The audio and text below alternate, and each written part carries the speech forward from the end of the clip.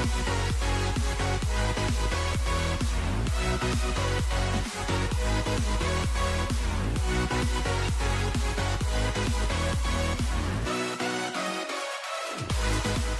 welcome to the program Like Nobody's Business.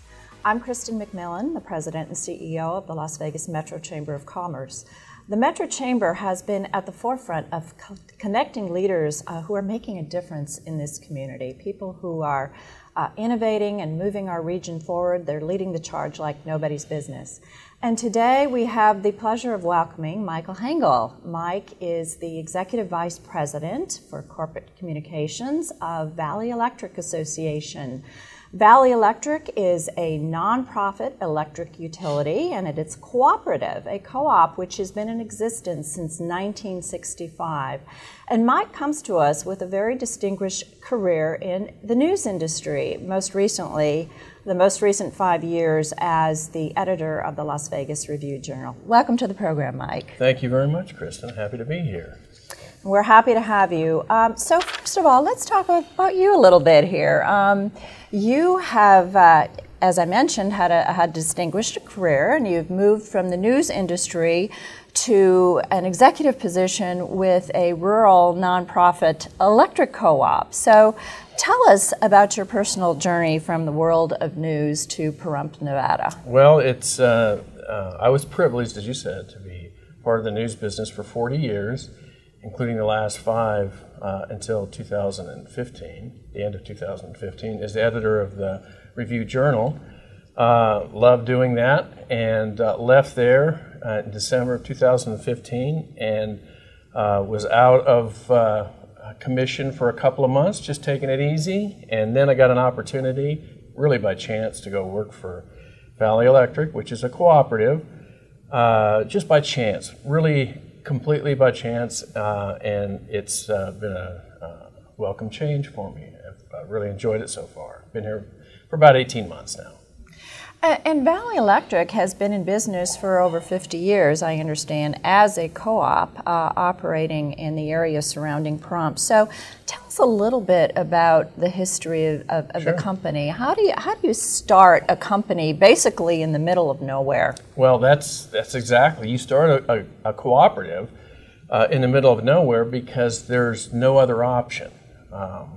The people in the valleys that are served by Valley Electric, which includes Pahrump, Sandy Valley, Amargosa Valley, Beatty, and Fish Lake Valley, did not have central station power in the early 60s. They wanted it. The investor-owned utility was unable to provide that in those places, so they all banded together to create a cooperative against great odds to go ahead and bring transmission lines and distribution lines into those remote valleys so that they could enjoy electricity just the same as everybody else. That's how it started in 1965, and we've been around since then. That's 52 years roughly, making Valley Electric probably one of 5% of the companies that are around today that were also around 50 years ago in Nevada. That's amazing. Yes. That's amazing. Well, and you talked about the business model of being a co-op, which I think is quite unusual. You can tell us a little bit more about the business model. It's not like you said an investor-owned utility like NV Energy. So how does a co-op operate? Who manages it? Who's in charge? Well, the co-op is owned by the people who use the service. So in our case, we have 17,500 members. They all consume electricity, and you have to be a consumer of it in order to be an owner. And that's the way any cooperative is formed. There's quite a lot of cooperatives, believe it or not. There are 900 electric cooperatives in the country. About 80% of the landmass of the United States, of the lower 48, is served by cooperatives like Valley Electric Association, not investor-owned utilities. In our case, as we've been around for 50 years, and we are, since we are owned by our members, they are the boss. There's a board of directors in 6 districts. Each district has one member of a board of directors, and they choose the CEO The CEO obviously manages the staff, and we provide the services that they want. In our case, it's electricity. Lately, for the last couple of years, it's also been high-speed communications, which includes fiber optic broadband. So, well, let's get into that in just a moment. But first of all, back to the electricity. Do you generate your own electricity, or do you buy electricity on the open market? How does that work? Yes, almost most of the electricity to our members is purchased. We get some through Hoover Dam. About 15 to 18% of our electricity comes from Lake Mead. We have our own solar, community solar project that generates about 10% of our needs. It's not owned by us. We own the land. The actual facilities themselves are owned by Bombard, and we agree to purchase it from them. The rest of the electricity that we use for our membership is purchased on the open market. So electric rates are always something of controversy for people, and I'm wondering how it's determined that electric rates remain stable for a cooperative. I don't know how you're regulated. I think our viewers would like to know, how are rates regulated? Are you under the jurisdiction of the Public Utilities Commission like NV Energy? Not for rates. We do have the PUC controls the boundaries of our district, which is quite large, by the way. But our rates, we just basically take the expenses that are incurred to generate reliable, and we say affordable power to our membership, and we divide it among them based on the usage that they have. The members control, they serve as the PUC for us because, and we have had a great record of keeping rates stable. Our rates today are the same as they were in 2010, so that's 7 years, and we project that those rates will remain stable until at least 2024. So that's, you're talking about a 14-year period where the rates are exactly the same for electricity. Again, we wake up every morning with the idea that, we want to provide reliable, affordable power, and that's what drives us every day. And on the federal side, besides how you regulate yourself and how the PUC regulates you, I'm assuming you're also regulated by the Federal Energy Regulatory Commission, otherwise known as FERC. And I read recently that there was a very large transmission line that you were trying to develop and sell, and it took a very, very long time. It was a multi-year process to get through the federal, to get through the FERC. So can you tell me a little bit more about that? Yes, those transmission lines, which run from Las Vegas south to Pahrump and north around North Las Vegas to Pahrump, to provide reliable and redundant power, which is to say that you really have to have two sources so that if one goes down, you still have another source of power and you're not going to lose your system. So we, over a 20-year period, beginning in approximately 1996, began acquiring the rights of way and constructing those lines. Very involved process involving multiple jurisdictions from the Bureau of Land Management, which you know what that's like to deal with. Had to get approvals from all of them, and then finally in 2013 the system was completed. And it provides the thing that we needed, which was reliability at affordable prices. And since part of our district is included goes into California, the connection that we have to California made those lines extremely valuable. So while it cost us $90 million to build those over a 20-year period, we were able to sell them for far more than that as a benefit to our membership. And how that benefits the membership is in this way. First of all, they got a lot of return from it. Immediately upon the sale of the system, we wrote checks to 17,500 members for $579 each, representing $10 million. Went right to our membership. Again, in a few weeks from now, they'll get another, what we call patronage capital payment, and that is represents $8 million. So you're talking about $18 million being dropped in the communities that we serve, which are among the poorest communities in the state of Nevada. So you know that was, it's like getting an extra tax return for them.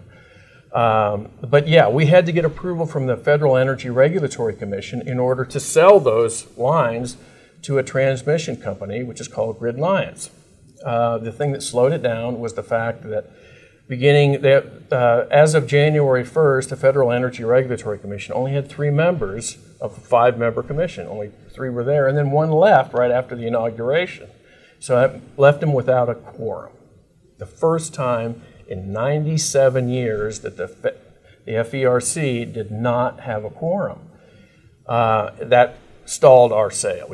They needed to approve it. They didn't have a quorum. They couldn't sign off on it. That wasn't resolved until August or early September, at which time they approved it, as we knew they would, and then we could finish the sale to the benefit of our members. It's certainly a significant benefit to your members. In terms of the additional capital that you had available to you, did you start to innovate in any other ways? Well, we've been innovating even before the sale, because our transmission lines also had on them fiber optic cables, and our membership did not have the benefit of what you would consider high-speed broadband in Las Vegas. So our engineers and our communications people figured out a way to bring this high-speed communications to the people that we serve in rural Nevada. It's been a godsend to them. They have speeds now that are equal to what you have, and they will have speeds when it's all finished, probably greater than what you enjoy here. And in a rural area that was used to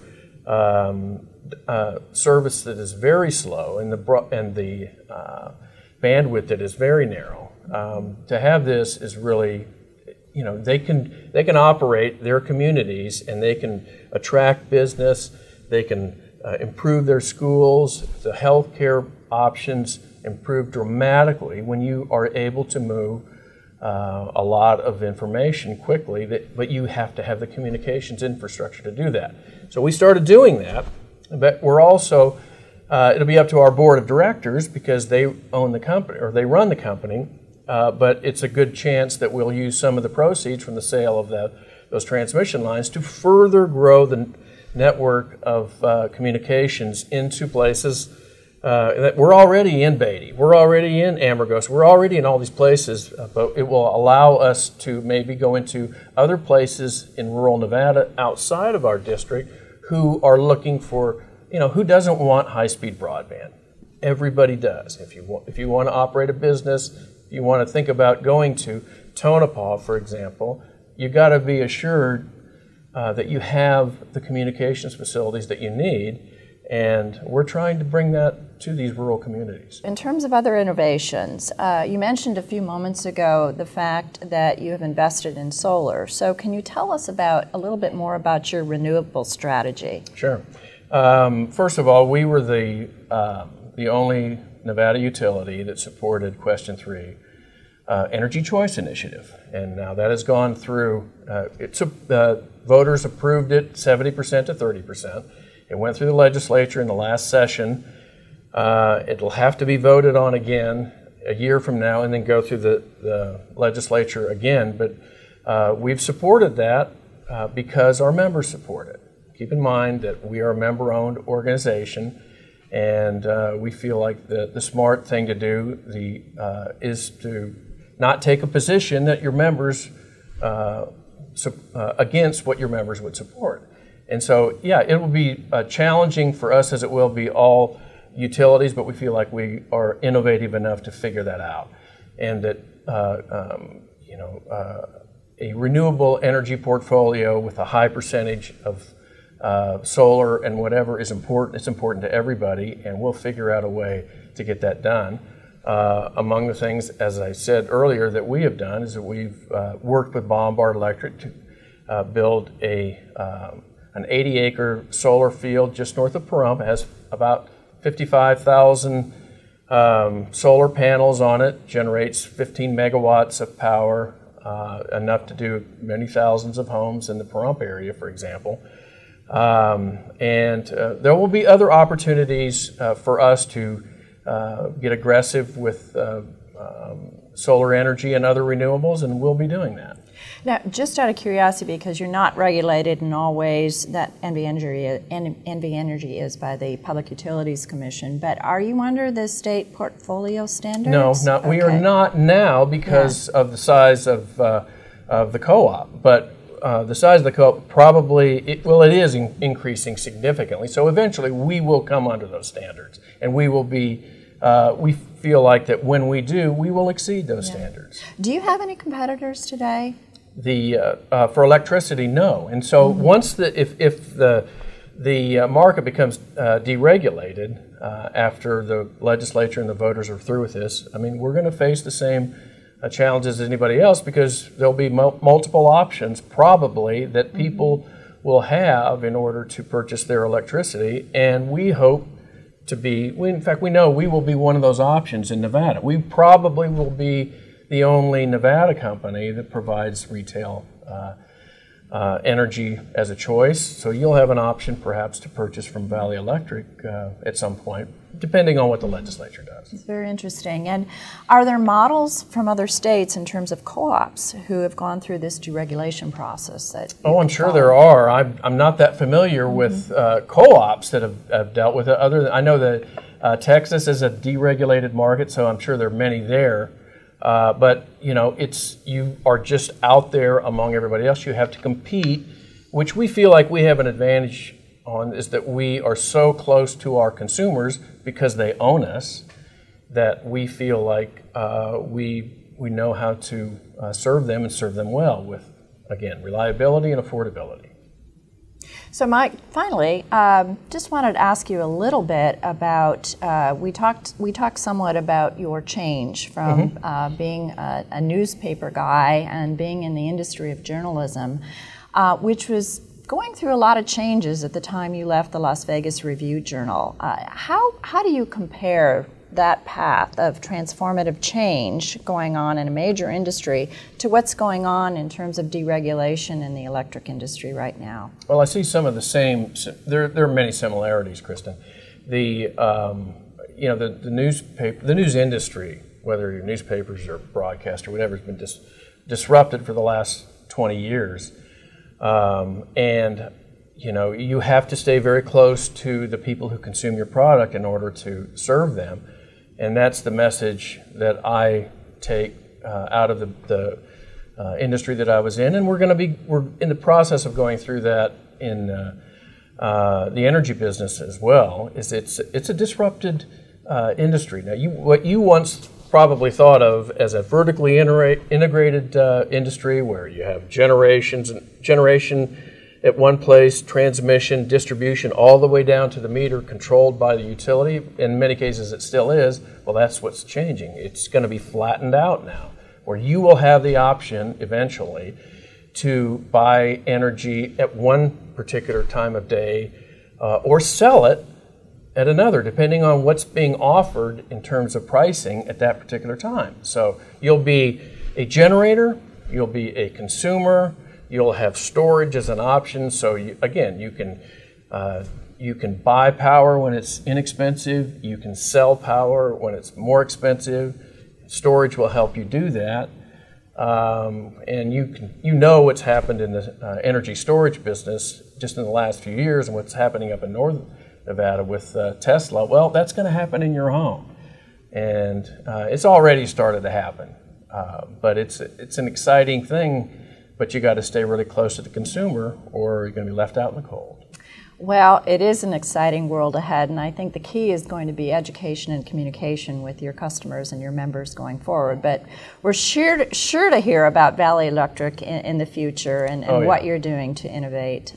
Thank you for being with us, Mike. Well, it's my pleasure. Very educational. Thank you for having me. So be sure to like us and follow us on our social media channels at LV Chamber, and join the Chamber. Join the business community. We all need to help each other grow and succeed.